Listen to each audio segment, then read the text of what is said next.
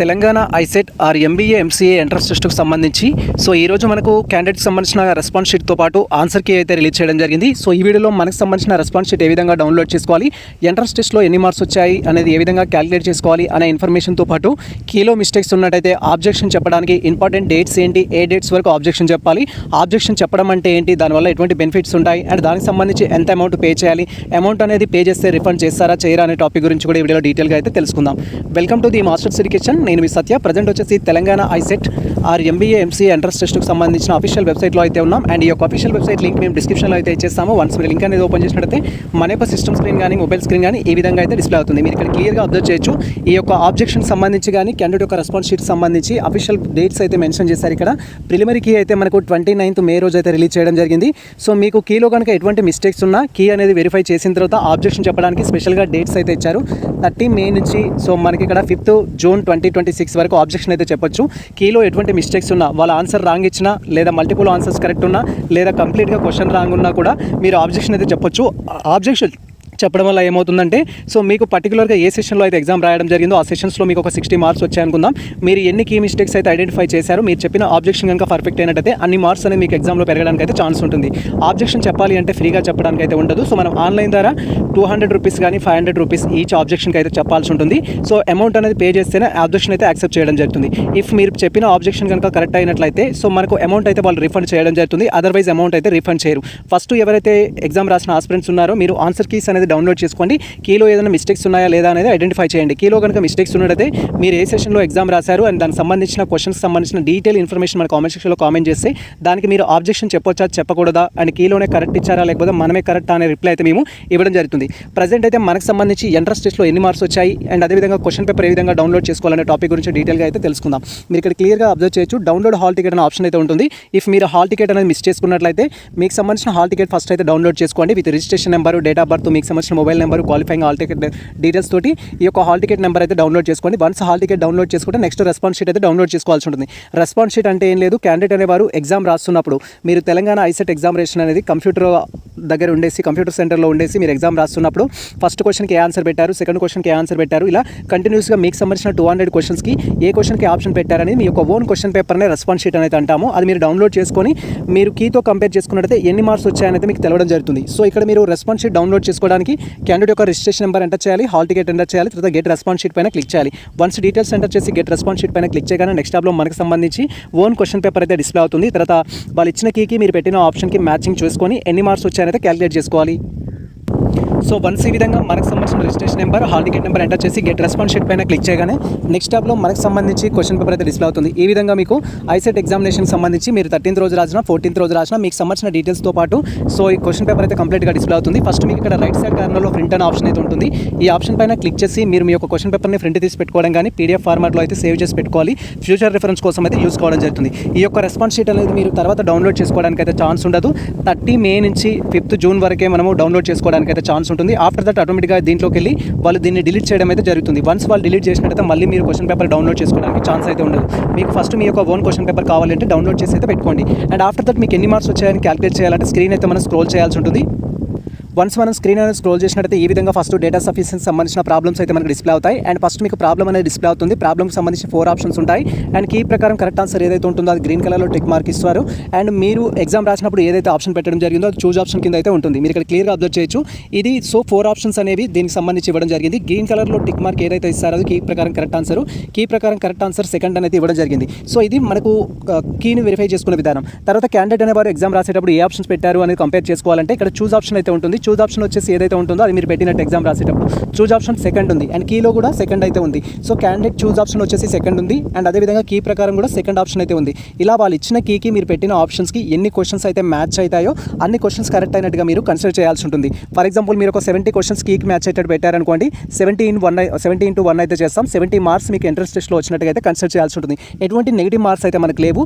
కాబట్టి మీరు టోటల్గా నేను చెప్పినట్టుగా వాళ్ళు ఇచ్చిన కీకి అండ్ మీరు పెట్టిన ఆప్షన్కి మ్యాచ్ అవుతుందా లేదా అనేది అయితే చూడాలి. అలా ఎన్ని క్వశ్చన్స్ అయితే మ్యాచ్ అవుతాయో అన్ని క్వశ్చన్స్ కరెక్ట్ అయినట్టుగా కన్సిడర్ చేయాల్సి ఉంటుంది. దాన్ని బట్టి మీకు ఎన్ని మార్క్స్ వచ్చాయని తెలుస్తుంది. నెగిటివ్ మార్క్స్ లేవు కాబట్టి కీకి మీరు పెట్టిన ఆప్షన్స్కి మ్యాచ్ అయ్యే క్వశ్చన్స్ కౌంట్ చేసుకుంటే సరిపోతుంది. ఫస్ట్ ఒక క్వశ్చన్ అయితే మీకు చూపించడం జరిగింది. అర్థం అవ్వడం కోసం మరొక క్వశ్చన్ అయితే చూపిస్తాను. ఇక్కడ మీరు క్లియర్గా అర్థం చేసుకోవచ్చు. ఇక్కడ సెకండ్ క్వశ్చన్కి వచ్చేసి 4th ఆప్షన్ కరెక్ట్ అని ఇవ్వడం జరిగింది. కీ ప్రకారం 4th ఆప్షన్ కరెక్ట్ అనేది ఇవ్వడం జరిగింది. క్యాండిడేట్ ఎగ్జామ్ రాసేటప్పుడు సో చూస్ ఆప్షన్ వచ్చేసి ఏంటంటే ఫస్ట్ ఆప్షన్ అయితే ఇవ్వడం జరిగింది. కీకి పెట్టిన ఆప్షన్కి మ్యాచ్ అవ్వట్లేదు కాబట్టి సో ఈ క్వశ్చన్ రాంగ్ అనమాట. మీరు కరెక్ట్ కింద కన్సిడర్ చేయకూడదు. యాజ్ పర్ కీ ప్రకారం ఎన్ని మార్క్స్ వస్తున్నాయని కన్సిడర్ చేయాలంటే కీకి మీరు పెట్టిన ఆప్షన్స్కి ఎన్నైతే మ్యాచ్ అవుతున్నాయో దాన్ని బట్టి మీరైతే కౌంట్ చేసుకోవాలి. ఇక్కడ థర్డ్ వన్ మీరు క్లియర్గా అబ్జర్వ్ చేయొచ్చు. కీ ప్రకారం సెకండ్ ఆన్సర్ కరెక్ట్ అని ఇచ్చారు. క్యాండిడేట్ ఎగ్జామ్ రాసేటప్పుడు కూడా సెకండ్ ఆప్షన్ చూస్ చేసుకోవడం జరిగింది. సో ఇక్కడ పెట్టిన ఆప్షన్స్కి అండ్ కీకి మ్యాచ్ అయింది కాబట్టి ఇప్పుడు 2 క్వశ్చన్స్ కరెక్ట్ అయ్యాయి. మేము 3 తీసుకుంటే 2 కరెక్ట్ అయ్యాయి. టోటల్గా ఇలా మీరు 200 క్వశ్చన్స్ అనేది కౌంట్ చేసుకొని ఎన్ని కరెక్ట్ అయ్యాయి అనేది కౌంట్ చేసుకోవాలి. 70 క్వశ్చన్స్ కరెక్ట్ అయ్యాయి అనుకోండి. ఫర్ ఎగ్జాంపుల్ 70 into 1 చేస్తే మనకు 70 మార్క్స్ అయితే వస్తాయి. సో ఇది మనకు కీ ప్రకారం మార్క్స్ చూసుకునే విధానం అయితే. అండ్ ఇది ఒక స్టెప్. ఇలా చూసుకోవాలంటే మీకు టైం పడుతుంది. 200 క్వశ్చన్స్ని కంపేర్ చేయాలంటే కొంత టైం పడుతుంది. సో కానీ నేను వితిన్ 2 seconds 3 secondsలో మీకు సంబంధించిన రిజల్ట్ని ఏ విధంగా తెలుసుకోవాలనేది కూడా నేను చెప్పడం జరుగుతుంది. దానికోసం మీరు ర్యాంక్ గురూజీ అనే ఒక వెబ్సైట్ని అయితే యూజ్ చేయాలి. యూజ్ చేసినట్టు ఈజీగా మీకు సంబంధించిన స్కోర్ అయితే కౌంట్ చేసుకోవచ్చు. ఎనీవే మీరు ఏ మెథడ్లో మార్క్స్ క్యాలిక్యులేట్ చేసినా కూడా మీకు సంబంధించిన డీటెయిల్స్ అనేది కామెంట్ సెక్షన్లో కామెంట్ చేసినట్టయితే మీకు వచ్చిన మార్క్స్ బెటర్ మార్క్సా కాదా అండ్ అదేవిధంగా మనకు ఎక్కడ కాలేజ్ రావడానికి ఛాన్స్ ఉంటుంది, ఎంత ర్యాంక్ రావడానికి ఛాన్స్ ఉంటుందని నెక్స్ట్ అనాలిసిస్ కోసం కూడా మేము డీటెయిల్ రిప్లై అయితే ఇస్తాము. వన్స్ మీరు సో మాన్యువల్గా కానీ లేదా నేను చెప్పే టెక్నిక్స్ యూజ్ చేసి మీ మార్క్స్ అనేది కలుపుకున్న తర్వాత సో మీరు కామెంట్ సెక్షన్లో ఈ విధంగా అయితే మీ డీటెయిల్స్ అయితే కామెంట్ చేయండి. మీకు ఎన్ని మార్క్స్ వచ్చాయి అనేది ఈ ప్రకారం, తర్వాత కేటగిరీ ఏంటి, మీ కేటగిరీ బీసీనా, ఎస్సీనా, ఎస్టీనా, ఈడబ్ల్యూఎస్ఆ, ఓసీనా అనేది, తర్వాత మీ జెండర్ మేలా ఫీమేల్ అనేది కామెంట్ సెక్షన్లో కామెంట్ చేసినట్లయితే ఈ 3 స్టెప్స్లో మీరు మనకు సంబంధించిన డీటెయిల్స్ అనేది కామెంట్ సెక్షన్లో కామెంట్ చేస్తే దాన్ని బట్టి మేము రిప్లై ఇస్తాము. మీకు వచ్చిన మార్క్స్ బెటర్ స్కోరా కాదా అండ్ సేమ్ టైం మీకు ర్యాంక్ ఎంత రావడానికి ఛాన్స్ ఉంటుంది, లేదా మీరు అనుకున్న కాలేజ్లో సీట్ రావాలంటే ఎంత మార్క్స్ వస్తే రావడానికి ఛాన్స్ ఉంటుంది అనే టాపిక్ గురించి కూడా మేము రిప్లై ఇవ్వడానికి అయితే ఛాన్స్ ఉంటుంది. అండ్ ఇక్కడ క్వాలిఫైడ్ మార్క్స్ గురించి కూడా క్వైరీ చేస్తారు ఎంట్రన్స్ ఎగ్జామ్ రాసిన ప్రతి ఒక్కరు. సో ఎవరైతే ఎంట్రన్స్ టెస్ట్ ఎగ్జామ్ రాసిన ఆస్పిరెంట్స్ ఉన్నారో సో మీరు కనుక ఎస్సీ ఎస్టీ స్టూడెంట్స్ అయినట్టయితే ఎటువంటి మినిమం క్వాలిఫైడ్ మార్క్స్ అయితే ఉండవు. మీరు జస్ట్ ఎగ్జామ్ అటెండ్ అయినట్టయితే క్వాలిఫై అవుతారు. బట్ బీసీ కానీ ఓసీ స్టూడెంట్స్ కానీ అయినట్టయితే 50 మార్క్స్ అయితే రావాల్సి ఉంటుంది. 200 మార్క్స్ మనకి ఎగ్జామ్ అయితే కండక్ట్ చేయడం జరిగింది. 200లో మీకు 50 మార్క్స్ కనుక వచ్చినట్లయితే మీరు క్వాలిఫైడ్ అయినట్టుగా కన్సిడర్ చేయడం జరుగుతుంది. అంటే 25% అనేది వచ్చినట్లయితే మీరు పాస్ అవుతారు. సో 25 అంటే సో క్యాన్సిల్ చేస్తున్నాము. సో 25 into 2 కాబట్టి 50 మార్క్స్ అనేది రావాలి. ఎవరైతే బీసీ ఓసీ స్టూడెంట్స్ ఉంటారో ఖచ్చితంగా మీకు 25% మార్క్స్ రావాలి. అంటే 50 మార్క్స్ అయితే రావాల్సి ఉంటుంది. బీసీ ఓసీ స్టూడెంట్స్కి 50 మార్క్స్ అనేది ఎంట్రన్స్ టెస్ట్లో వస్తే క్వాలిఫైడ్ అయినట్టుగా కన్సిడర్ చేస్తాము. క్వాలిఫైడ్ అయిన క్యాండిడేట్స్ నెక్స్ట్ కౌన్సిలింగ్లో పార్టిసిపేట్ చేసి సర్టిఫికేట్ వెరిఫికేషన్ కోసం అయితే అటెండ్ అయ్యి ఎంబీఏ ఆర్ ఎంసీఏలో జాయిన్ అవ్వాల్సి ఉంటుంది. అదే ఎస్సీ ఎస్టీ స్టూడెంట్స్ అనుకోండి ఎటువంటి మినిమం క్వాలిఫైడ్ మార్క్స్ ఉండవు. మీకు జస్ట్ ఎగ్జామ్ అటెండ్ అయినా సరిపోతుంది. బీసీ ఓసీ స్టూడెంట్స్కి మాత్రం ఖచ్చితంగా 50 మార్క్స్ అయితే రావాల్సి ఉంటుంది. అండ్ ఇప్పుడు మనం షార్ట్ కట్లో మనకు సంబంధించిన రిజల్ట్ ఏ విధంగా వెరిఫై చేసుకోవాలి అనేది కూడా డీటెయిల్గా తెలుసుకుందాం. మీరు షార్ట్ కట్లో రిజల్ట్ అనేది వెరిఫై చేసుకోవాలంటే వన్స్ మీరు మీ యొక్క డీటెయిల్స్ తోటి లాగిన్ అవ్వగానే నెక్స్ట్ ట్యాబ్లో మనకి ఈ విధంగా ఇన్ఫర్మేషన్ వస్తుంది కదా, దట్ ఈస్ మీకు సంబంధించిన రిజిస్ట్రేషన్ నెంబర్, మీ యొక్క హాల్ టికెట్ నెంబర్ అంటే వచ్చేసి గెట్ రెస్పాన్స్ షీట్ పైన క్లిక్ చేయగానే ఈ విధంగా మనకు యూఆర్ఎల్ అయితే డిస్ప్లే అవుతుంది. టాప్లో మీరు ఈ యొక్క యూఆర్ఎల్ అయితే కాపీ చేసుకోవాలి. జస్ట్ ఇలా క్లిక్ చేయగానే మనకు యూఆర్ఎల్ కాపీ చేయడానికి ఆప్షన్ అయితే వస్తుంది. దీనిపైన క్లిక్ చేసి మీ యొక్క యూఆర్ఎల్ కాపీ చేసుకోవాలి. అండ్ ఆఫ్టర్ దట్ యూఆర్ఎల్ అనేది కాపీ చేసుకోగానే నెక్స్ట్ డైరెక్ట్గా వచ్చేసి ఏంటంటే మీకు ర్యాంక్ గురూజీ అనే ఒక వెబ్సైట్ అయితే ఉంటుంది. మీరు ఇక్కడ క్లియర్గా అబ్జర్వ్ చేయొచ్చు. నేను ర్యాంక్ గురూజీ వెబ్సైట్ లింక్ కూడా డిస్క్రిప్షన్లో ఇచ్చేస్తాను. మీరు ఈ విధంగా ర్యాంక్ గురూజీ వెబ్సైట్లోకి వచ్చేసి సో ఇలా స్క్రీన్ అనేది స్క్రోల్ చేసినట్టు ఇక్కడ మీరు కాపీ చేసుకున్న యూఆర్ఎల్ ఏదైతే ఉంటుంది ఇక్కడ పేస్ట్ చేయాలి. వన్స్ యూఆర్ఎల్ అనేది పేస్ట్ చేసిన తర్వాత ఇక్కడ కేటగిరీ సెలెక్ట్ చేసుకోవాలి. ఈ కేటగిరీ రూల్స్ అండ్ రెగ్యులేషన్స్ మనకి ఏం అవసరం లేదు. జస్ట్ మీకు నచ్చింది సెలెక్ట్ చేసుకోవచ్చు. నాది ఇక్కడ వచ్చేసి ఏంటంటే యాజ్ పర్ డీటెయిల్స్ ప్రకారం ఎస్టీ అయితే సెలెక్ట్ చేస్తున్నాము. అండ్ రిజర్వేషన్లో వచ్చేసి మీకు సంబంధించి స్పెషల్ కేటగిరీ ఏమైనా ఉంటే దాన్ని సెలెక్ట్ చేసుకోమంటుంది. జెండర్ సెలెక్ట్ చేసుకోమంటుంది. మేల్ అయితే మేలు, ఫీమేల్ అయితే ఫీమేల్. మీ యొక్క స్టేట్ సెలెక్ట్ చేసుకోమంటుంది. స్టేట్ కూడా అవసరం లేదు. ఇక్కడ జస్ట్ కావాల్సింది ఏంటంటే యూఆర్ఎల్ అనేది కరెక్ట్గా పేస్ట్ చేస్తే సరిపోతుంది. రిమైనింగ్ డీటెయిల్స్ ఏం సెలెక్ట్ చేసినా నో ప్రాబ్లం. ఆ తర్వాత మన డీటెయిల్స్ అన్ని ఇచ్చేసి క్యాలిక్యులేట్ పైన క్లిక్ చేయగానే వితిన్ 2 secondsలో మనకు ఈ యొక్క ఐసెట్ ఎంట్రన్స్ టెస్ట్లో ఎన్ని మార్క్స్ వచ్చాయనే లిస్ట్ అయితే డిస్ప్లే అవుతుంది. మీరు ఇక్కడ క్లియర్గా అబ్జర్వ్ చేయొచ్చు.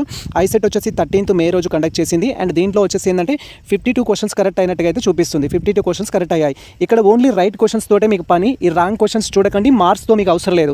ఈ మార్క్స్తో కానీ అండ్ ఈ రాంగ్ క్వశ్చన్స్తో కానీ మార్క్స్తో కానీ పని లేదు మనకు. ఎందుకంటే నెగిటివ్ మార్క్స్ అనేవి లేవు మనకి. ఓన్లీ ఎన్ని క్వశ్చన్స్ అయితే కరెక్ట్ అవుతాయో అన్ని క్వశ్చన్స్కి 1 మార్క్ అయితే వస్తుంది. 52 క్వశ్చన్స్ కరెక్ట్ అయ్యాయి కాబట్టి 52 చేస్తాము. మనకు 52 మార్క్స్ అయితే రావడం జరుగుతుంది. ఎవరైతే బీసీ ఓసీ స్టూడెంట్స్ ఉంటారో 50 or above అయితే రావాలి. ఎస్సీ ఎస్టీ స్టూడెంట్స్కి ఎటువంటి మినిమం మార్క్స్ అయితే లేవు. మీకు 52 మార్క్స్ వచ్చింది అంటే పర్లేదు, బెటర్ మార్క్స్ అన్నట్టు మనం కన్సిడర్ చేయొచ్చు అనమాట.